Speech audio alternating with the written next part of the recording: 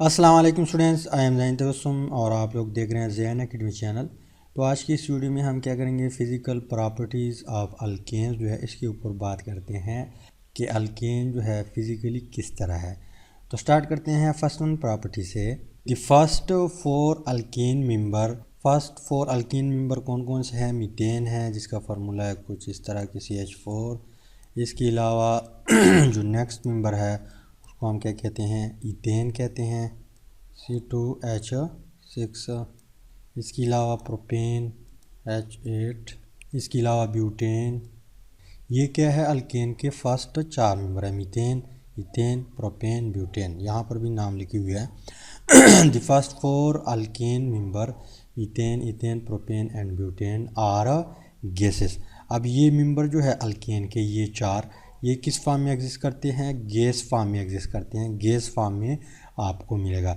इसके अलावा जो नेक्स्ट 13 मेंबर है, मतलब ये है कि पेंटेन से लेकर आगे 13 तक ये मेंबर जो है बच्चों, ये कलरलेस लिक्विड फॉर्म में होता है। किस फॉर्म में होता है? मतलब इसका कलर नहीं होता, कलरलेस होता है, लेकिन किस फॉर्म में होता है? लिक्विड फॉर्म में एग्जिस्ट करता है। और पहले चार मेंबर गैस फॉर्म में एग्जिस्ट करता है। इसके अलावा जो हायर मेंबर है अल्केन्स के, मतलब 13 से आगे जितने भी मेंबर है अल्केन के, वो किस फॉर्म में होते हैं? सॉलिड फॉर्म में एग्जिस्ट करते हैं। तो पहले चार मेंबर गैस फॉर्म में, इसके अलावा पेंटेन से लेकर 13 मेंबर तक कलरलेस लिक्विड में होता है। इसके अलावा जो हायर मेंबर है 13 से आगे, ये किस फॉर्म में होते हैं? सॉलिड फॉर्म में होते हैं।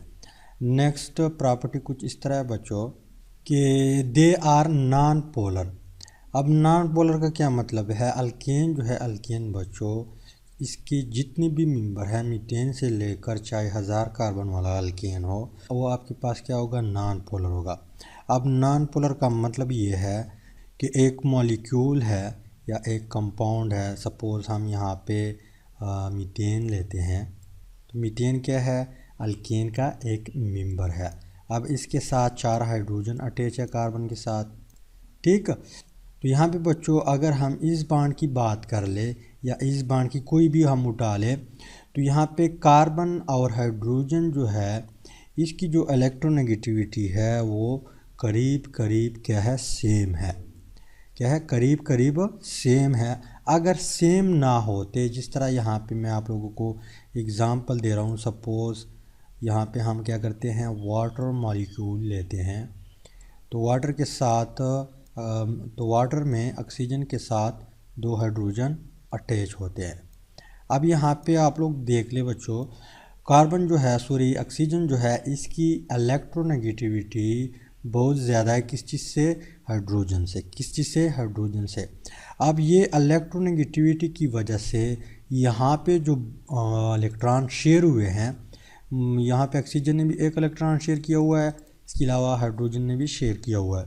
इसी तरह यहाँ पर भी यही केस है, ऑक्सीजन ने भी इलेक्ट्रॉन शेयर किया हुआ है, इसके अलावा हाइड्रोजन ने भी इलेक्ट्रॉन शेयर किया हुआ है। तो इलेक्ट्रोनेगेटिविटी ज़्यादा होने की वजह से ऑक्सीजन क्या करता है? यहाँ पे जो शेयरिंग इलेक्ट्रॉन है वो अपनी आप की तरफ खींच लेता है ज़बरदस्ती से। क्यों? क्योंकि इसकी इलेक्ट्रोनेगेटिविटी ज़्यादा है। जब ये इलेक्ट्रॉन बच्चों यहाँ पे ऑक्सीजन के करीब आएगा, तो यहाँ पे ऑक्सीजन के ऊपर क्या आएगा? पार्शल नेगेटिव चार्ज आएगा। क्यों? क्योंकि यहाँ पे हमें मालूम है कि इलेक्ट्रॉन के ऊपर नेगेटिव चार्ज होता है।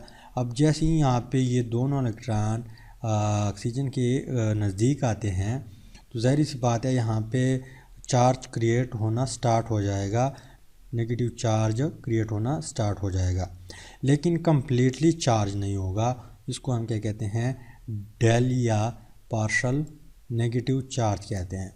अब अगर इसके ऊपर इलेक्ट्रॉन की वजह से पार्शल नेगेटिव चार्ज आया हुआ है, तो यहाँ पे हाइड्रोजन से, इस हाइड्रोजन से भी, इस हाइड्रोजन से भी इलेक्ट्रॉन थोड़े दूर चले गए। जब दूर चले गए तो मीन्स कि यहाँ पे पॉजिटिव चार्ज आना स्टार्ट हो जाएगा। तो यहाँ पे कम्प्लीटली पॉजिटिव चार्ज नहीं होगा, पार्शली पॉजिटिव चार्ज आना यहाँ पे स्टार्ट हो जाएगा। क्यों?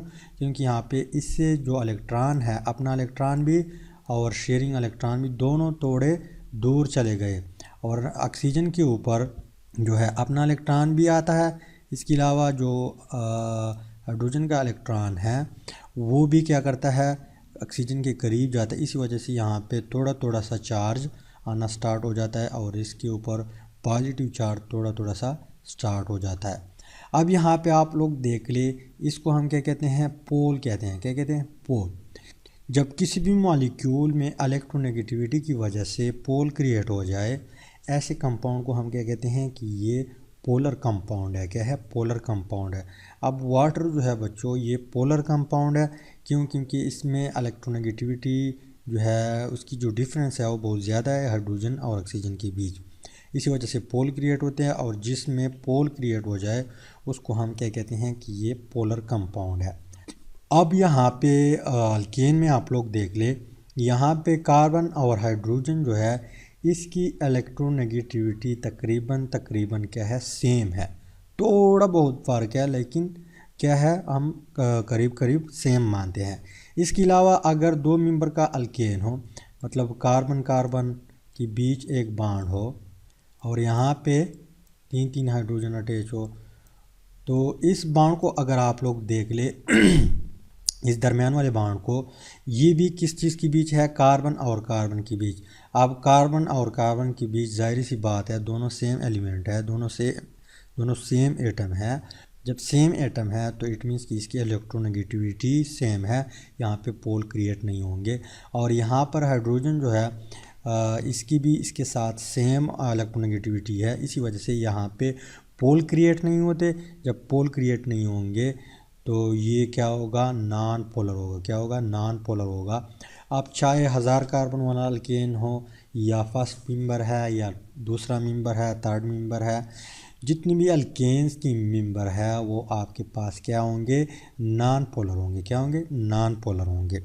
अब आगे जो बात लिखी हुई है कि they are insoluble in water.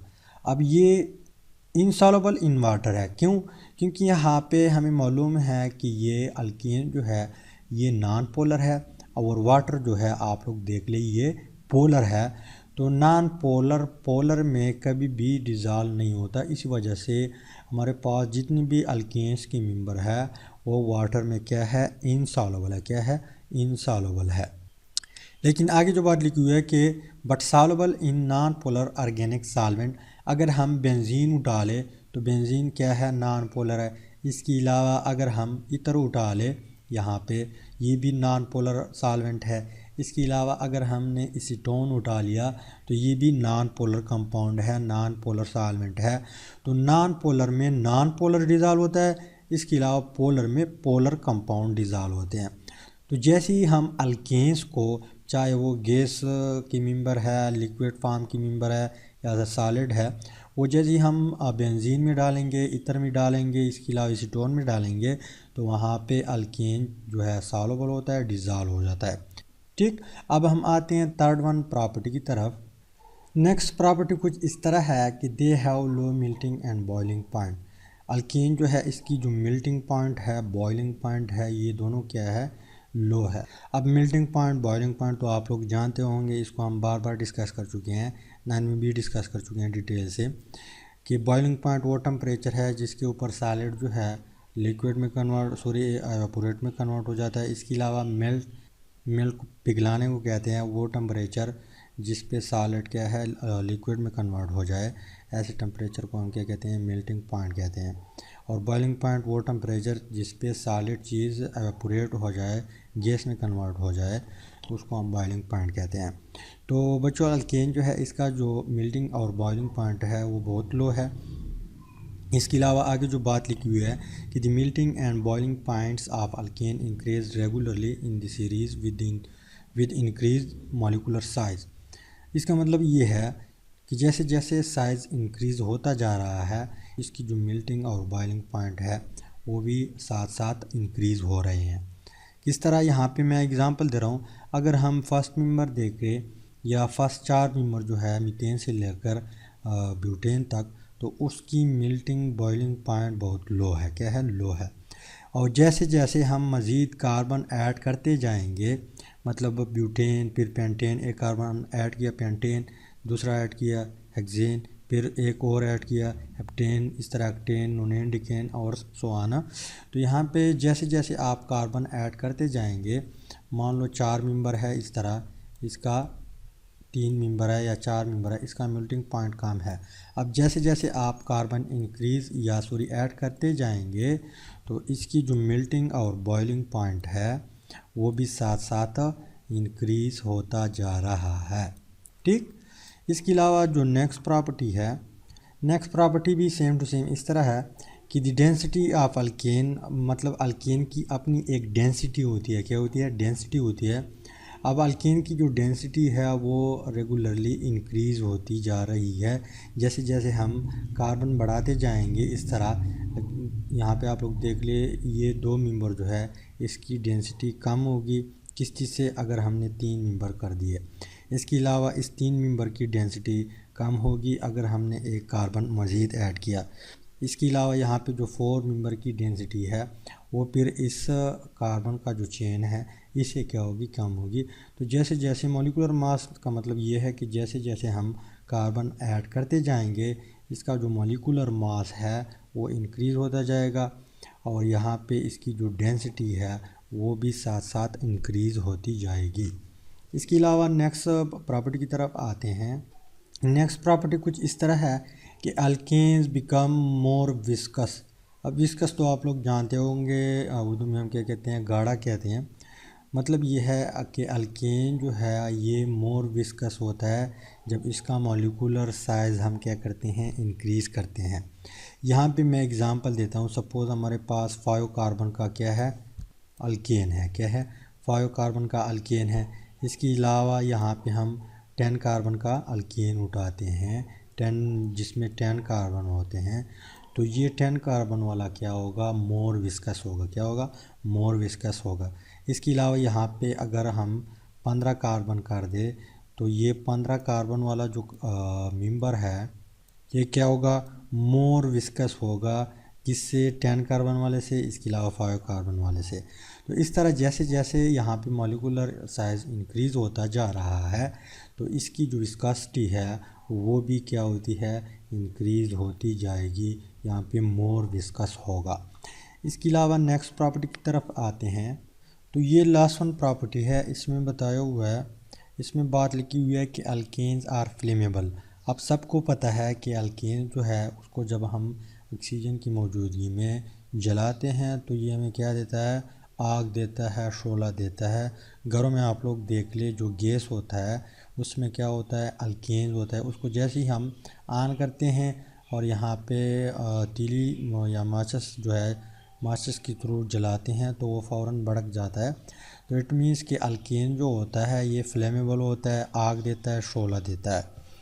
इसके अलावा यहाँ पे आगे जो बात लिखी हुई है कि as the size of alkane molecule increase, मतलब ये है कि जैसे जैसे हम कार्बन का परसेंटेज इंक्रीज़ करेंगे, मतलब कार्बन ऐड करेंगे, पहले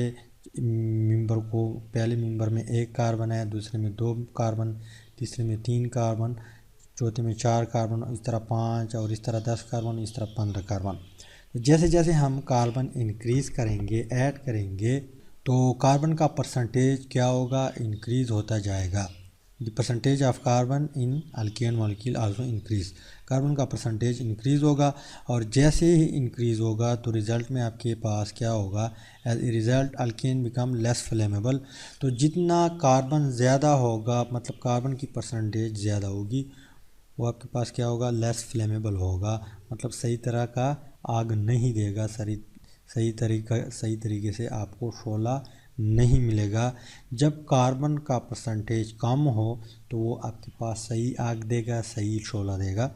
तो उम्मीद करता हूँ वीडियो की समझ आई होगी। इंशाल्लाह मिलते हैं नेक्स्ट वीडियो में। Finally thanks for watching.